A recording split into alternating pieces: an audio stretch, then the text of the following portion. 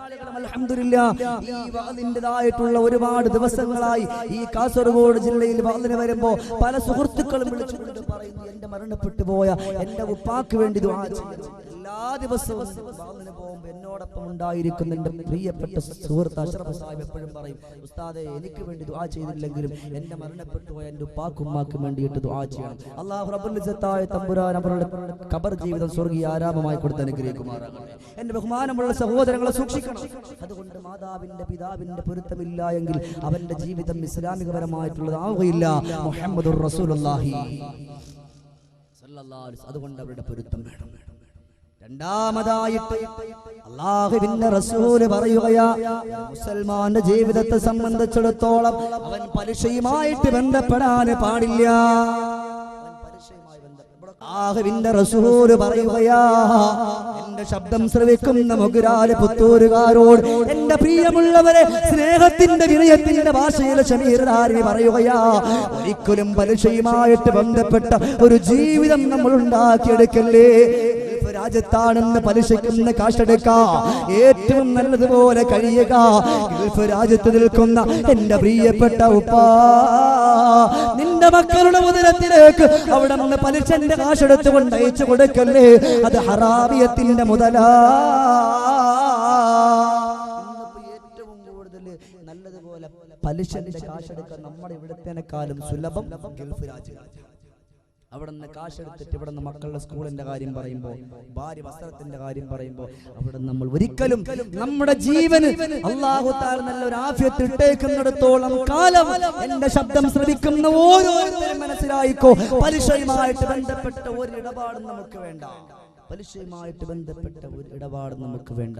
അല്ലാഹു പറഞ്ഞല്ലോ, അല്ലാഹ് എന്താ പറഞ്ഞത്? ഖുലൂ മിൻ ത്വയ്യിബാതി, ഞാൻ നല്ല ശുദ്ധമായതൊക്കെ ഞാൻ നിങ്ങൾക്ക് നൽകിയിട്ടുണ്ട്, അതിൽ നിന്ന് നിങ്ങളൊക്കെ ഭക്ഷിക്കുക. അല്ലാഹു തആല പറയാ, അയ്യുഹല്ലദീന ആമനൂ ഖൂ അൻഫുസകും വഅഹ്ലീകും നാറാ വഖൂദുഹൻ നാസു വൽ ഹിജാറാ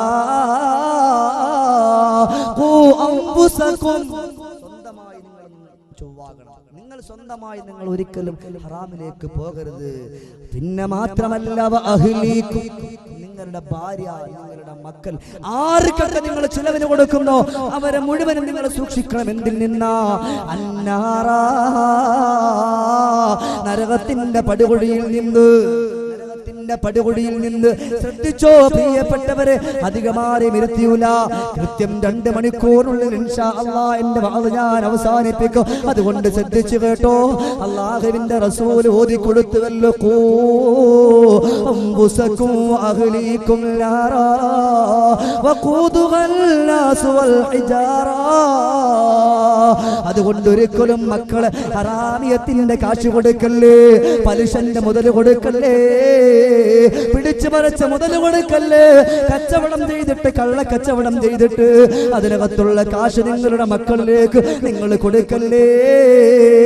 ആ ഭക്ഷണവും ഭക്ഷിച്ചുകൊണ്ട് നിങ്ങളുടെ മക്കൾ എന്റെ ഉപ്പാക്ക് രോഗം കൊടുക്കല്ലേ, എന്റെ ഉമ്മാക്ക് രോഗം കൊടുക്കല്ലേ, എന്റെ പ്രിയപ്പെട്ട ഉപ്പച്ചാക്ക് രോഗം കൊടുക്കല്ലേ. എന്റെ പ്രിയപ്പെട്ട മക്കൾ, എന്റെ പ്രിയപ്പെട്ടവരെ പൊട്ടിക്കരഞ്ഞുകൊണ്ട് ദുആ ചെയ്താൽ ഒരു ദിവസമല്ല, 2 ദിവസമല്ല, 3 ദിവസമല്ല, ആയിരക്കണക്കാന ദിവസങ്ങൾ അവര് പൊട്ടിക്കരഞ്ഞുകൊണ്ട് ദുആ ചെയ്താലും ഓ പുന്നാര മക്കളുടെ ദുആ അല്ലാഹു സ്വീകരിക്കില്ല. കാരണം എന്താണെന്നറിയോ? നീ കൊണ്ട് കൊടുത്തിട്ടുള്ള, ഗൾഫ് രാജ്യത്തിൽ നയിച്ചു കൊടുത്തിട്ടുള്ള പലിശന്റെ മുതല് നിന്റെ മക്കളുടെ ഉദരത്തിലൂടെ കടന്നു പോകുമ്പോ അത് അല്ലാഹ് ഇഷ്ടമല്ല, അത് റബ്ബിന് ഇഷ്ടമല്ല. ആ രക്തവും വെച്ചുകൊണ്ട് മക്കൾ ദുആ ചെയ്താ എങ്ങനോ പ്രിയപ്പെട്ടവരെ, പ്രിയപ്പെട്ട കബറിൽ കിടക്കുന്ന ഉപ്പച്ചിക്ക് വേണ്ടി ദുആ ചെയ്യുമ്പോ, കബറിൽ കിടക്കുന്ന ഉമ്മച്ചിക്ക് വേണ്ടി ദുആ ചെയ്യുമ്പോ ഓ മക്കളുടെ ദുആ അല്ലാഹു സ്വീകരിക്കില്ല. ഹറാമിയത്തിന്റെ മുതലും മക്കൾക്ക് കൊടുത്തിട്ട് പിന്നീട് അല്ലാഹ് എന്റെ മക്കളോട് വിളിച്ചാൽ മോനെ ഉപ്പച്ചിക്ക് വേണ്ടി നല്ലപോലെ ദുആ ചെയ്യണം, ഉമ്മച്ചിക്ക് വേണ്ടി നല്ലപോലെ ദുആ ചെയ്യണം. എങ്ങനെ അല്ലാഹു തആല ഇത് സ്വീകരിക്കും? കാരണം മക്കളുടെ ഉദരത്തിൽ ഹറാമിയത്തിന്റെ മുതലാണ്. നിങ്ങൾ ഇങ്ങനെ കൊടുത്തുവെന്നല്ല, കൊടുക്കാൻ പാടില്ല. അറിയാതെ ചെയ്തിട്ടുണ്ടെങ്കിൽ പശ്ചാത്തപിക്കണം, റബ്ബിനോട് പശ്ചാത്തപിച്ച് മടങ്ങണം. എന്റെ പ്രിയപ്പെട്ടവരെന്ന് മനസ്സിലാക്കണം. സയ്യിദുനാ അബൂ ദുജാന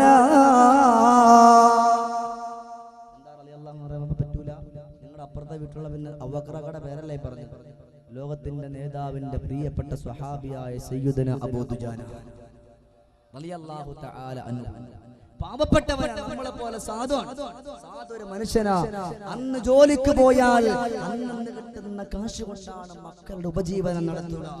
ഒരു ദിവസം നബി തങ്ങൾ നോക്കുമ്പോ നമസ്കാരം എഴുന്നിട്ട് ഓട്ടത്. ഒരു ദിവസം അള്ളാഹുവിന്റെ റസൂൽ സല്ലല്ലാഹു അലൈഹി വസല്ലമ തങ്ങൾ സ്വഹാബാക്കളോട് പറഞ്ഞു, സ്വഹാബത്തെ ഇന്ന് അബൂ ദുജാന ഇവിടെ എഴുന്നേറ്റ് ഓടുകയാണെങ്കിൽ അബൂ ദുജാനെ നിങ്ങൾ പിടിച്ചെന്റെ മുമ്പിൽ കൊണ്ടുവരണം. സ്വഹാബാക്കൾ വിളിച്ചു ചെന്നു. അബൂ ദുജാന റളിയല്ലാഹു തആല അൻഹു നമസ്കാരം കഴിഞ്ഞിട്ട് അവിടെ നിന്ന് പതുക്കെ എഴുന്നേറ്റു. നമസ്കാരം കഴിഞ്ഞ് പതുക്കെ എഴുന്നേറ്റു. ആ എഴുന്നേറ്റ സമയത്ത് സ്വഹാബാക്കൾ ഒളിച്ചിരുന്ന് പൂട്ടിട്ട് ഒറ്റ പിടിച്ച് അള്ളാഹുവിന്റെ ഹബീബിന്റെ മുമ്പിൽ കൊണ്ടുവന്നു.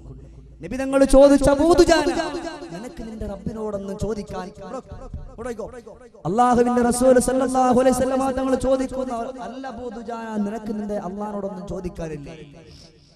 അബൂ ദുജാന പറഞ്ഞ മറുപടി നമുക്കൊരു പാഠമാകണം. എന്താ മറുപടി? കണ്ണുനീരോലിച്ചത പറഞ്ഞതാണേ നബിയേ ഏറ്റവും കൃപ തൂകിയ ആ പൂനിലാവേ വേദന നിറഞ്ഞതാ കരഞ്ഞു ഞാനേ ഉടനെ നൊമ്പര പറുദീസയിൽ ആലിഞ്ഞു ഞാനേ. പഠിച്ചോ എന്റെ മുഗ്രാല് പുത്തൂരുകാരെ, പലിശന്റെ മുതൽ നമ്മൾ എടുത്തിട്ടുണ്ടോ? എന്റെ പ്രിയപ്പെട്ട പെങ്ങളെ, മക്കളുടെ സ്കൂൾ ആവശ്യത്തിന് വേണ്ടിയിട്ട് ഇന്ന് സ്വർണം കൊണ്ട് പണയം വെക്കുന്ന, ഇന്ന് വണ്ടി സീസി ഇട്ടെടുക്കുന്ന എന്റെ പ്രിയപ്പെട്ട ചെറുപ്പക്കാരാ, മാസാമാസം പൈസ കൊടുത്തുകൊണ്ട് അടച്ചു തീർക്കുമല്ലോ എന്ന് പറഞ്ഞുകൊണ്ട് വണ്ടി സീസി ഇട്ടെടുക്കുമ്പോ അത് ഹറാമിലേക്ക് പോകില്ലേ? സ്വർണം പണയം വെച്ചിട്ട് അതിന് വേണ്ടിയിട്ട് പലിശ കൊടുക്കുമ്പോ അത് ഹറാമിലേക്ക് പോകില്ലേ? എന്നാൽ പഠിച്ചോ, അബൂ ദുജാന റളിയല്ലാഹു തആല അൻഹു അല്ലാഹുവിന്റെ റസൂലിനോട് പറയുന്നു, യാ റസൂലല്ലാഹ്, എനിക്ക് 2 മക്കളുള്ള കാര്യം നബിയേ താങ്കൾക്കറിയുമല്ലോ നബിയേ. ഒരു ദിവസം ഞാൻ ജോലിക്ക് പോയാ, ഒരു ദിവസം ഞാൻ ജോലി ചെയ്താ അന്ന് കിട്ടുന്ന കാശ് കൊണ്ടാ എന്റെ പ്രിയപ്പെട്ട മക്കൾക്കും എന്റെ ഭാര്യയ്ക്കും ഞാൻ ചിലവിന് കൊടുക്കുക. 1-2 ദിവസമായിട്ട് എനിക്ക് ജോലിയില്ല നബിയേ, എനിക്ക് തൊഴിലില്ല നബിയേ. അതുകൊണ്ട് എന്റെ ഭാര്യ പട്ടിണിയില്ല, എന്റെ മക്കള് പട്ടിണിയില്ല, എനിക്ക് ജോലിയില്ല. അതുകൊണ്ട് എന്റെ ഭാര്യയും എന്റെ മക്കളൊക്കെ പട്ടിണിയിലാണ്. അതുകൊണ്ട് എന്റെ ഹബീബായ റസൂൽ അവിടെ നിന്ന് മനസ്സിലാക്കണം. മാത്രമല്ല, അപ്പുറത്ത് യഹൂദിയായ ഒരു മനുഷ്യന്റെ വീട്ടിന്റെ അകത്തേക്കുന്ന ഈത്തപ്പന മരത്തിൽ നിന്നും വീഴുന്ന ഈത്തപ്പഴം എന്റെ വീട്ടിലേക്ക് അങ്ങ് തെറിച്ച് വീഴും നബിയേ. രാത്രി കാലത്ത് പട്ടിണി കിടന്നിരുന്ന ഞാൻ എന്റെ പ്രിയപ്പെട്ട ഭാര്യയോട് പറഞ്ഞിട്ടുണ്ട്, പെണ്ണേ, മക്കൾ ആഹാരത്തിന് വേണ്ടിയിട്ട് കരയുമ്പോ, ഭക്ഷണത്തിന് വേണ്ടിയിട്ട് പൊട്ടിക്കരയുമ്പോ എന്റെ പ്രിയപ്പെട്ടവള് അടുപ്പത്ത് മൺകലത്തിൽ വെള്ളം അങ്ങോട്ട് നിറച്ചിട്ട് അതിന് തീ കൊടുത്തിക്കോ. അതിന് തീ കൊടുത്തുമ്പോ നമ്മുടെ മക്കള് വിചാരിക്കുമല്ല, എന്റെ പ്രിയപ്പെട്ട ഉമ്മ നമുക്ക് ആഹാരം പാചകം ചെയ്യുകയാണല്ലോ എന്ന് പറഞ്ഞുകൊണ്ട് എന്റെ മക്കള് പല ദിവസവും ഇരിക്കാറുണ്ട്. ഇങ്ങനെ കാത്തുകാത്തിരുന്നിട്ട് അറിയാതെ ഉറങ്ങിപ്പോകുന്ന പതിവാണ് നബിയേ.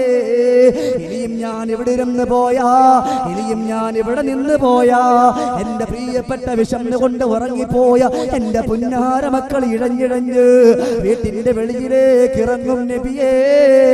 ഓ ഈത്തപ്പഴമങ്ങ് പറക്കിയങ്ങ് കഴിച്ചു പോയാ അത് ഹറാമിയത്തിന്റെ മുതലല്ല നബിയേ, അത് മറ്റുള്ളവന്റെ മുതലല്ല നബിയേ. അത് എന്റെ പൊന്നുമക്കളുടെ ഉദരത്തിൽ പോയി കഴിഞ്ഞ എന്റെ റബ്ബിന്റെ മുമ്പിൽ പോയി നിന്നുകൊണ്ട് കൈയും കെട്ടിയിട്ട് ഞാൻ സമാധാനം പറയേണ്ടി വരില്ലേ നബിയേ. അതുകൊണ്ടാണ് ഞാൻ ഇവിടെ ഇരിക്കാതെ ദിക്റിനിരിക്കാതെ ദുആക്കിരിക്കാതെ ഞാൻ എഴുന്നേറ്റ് ഓടുന്നു എന്ന് ലോകത്തിന്റെ നായകനോട് സയ്യിദുനാ അബൂ ദുജാന റളിയല്ലാഹു തആല അൻഹു പറഞ്ഞു. ഇന്നിപ്പോ നമ്മളാണെങ്കിൽ പറ്റൂ അറബി കാണാതെ 10 സോപ്പും കൂടി കിട്ടുമെങ്കിൽ എടുത്തിട്ട് കൂട്ടുകാളിയാ നീ നാളെ പോകുമ്പോ എന്റെ ഭാര്യന്റെ കയ്യിൽ കൊണ്ട് കൊടുക്കും. ഒന്നുമില്ല, ഒരു കുഴപ്പമില്ല, ഇൻഷാ അല്ലാഹ് ഞാൻ കൊണ്ടാവാ, അതിനൊരു ഇൻഷാ അല്ലാഹ് അങ്ങനെയൊക്കെ പറഞ്ഞു കൊടുക്കുന്നവരില്ലേ. ആ ഒരു സോപ്പായാൽ പോലും അതിന് ഒരു ദിർഹമാണെങ്കിൽ, അതിന് ഒരു മുട്ടായാണെങ്കിൽ പോലും എന്റെ പ്രിയപ്പെട്ടവരെ, മക്കളുടെ ഉദരത്തിലേക്കോ മക്കളുടെ ശരീരത്തിലേക്കോ നിങ്ങൾ കൊണ്ട് കൊടുത്തു പോയാൽ അത് ഹറാമിയത്തിന്റെ മുതലാണ്. യാതൊരു സംശയമില്ല, അത് ഹറാമിയത്തിന്റെ മുതലാകുന്നതിൽ ഒരു സംശയവും തന്നെയില്ല. അല്ലാഹു നമ്മളെ കാത്തിരക്ഷിക്കുമാറാണ്.